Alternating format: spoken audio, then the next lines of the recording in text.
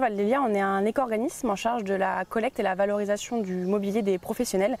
Et donc c'est un peu spécifique juridiquement puisqu'en fait on est une SAS mais à but non lucratif. Ouais. Puisque donc les personnes qui gouvernent l'entreprise, ce sont les metteurs en marché, donc les fabricants, les distributeurs ou agenceurs de mobilier professionnels qui en fait sont responsables de par le système des responsabilités élargies du producteur, qui sont responsables en fait de la fin de vie de ce qu'ils mettent sur le marché.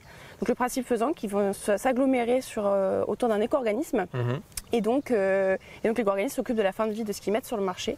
Donc c'est eux qui collectent l'éco-contribution qui permet ensuite de financer les activités de Valdelia. Du coup nous on collecte en année normale hors Covid 90 000 tonnes de mobilier par an et on a à peu près à 300 000 tonnes de ce qu'on appelle nous mise en marché, donc ce qui est vendu en neuf, et on collecte en fin de vie 90 000 tonnes sur une année classique. On a plus de 200 partenaires de l'économie sociale et solidaire et tout un réseau aussi d'acteurs du mobilier d'occasion ou de l'upcycling qui permettent en fait d'offrir une seconde vie au mobilier.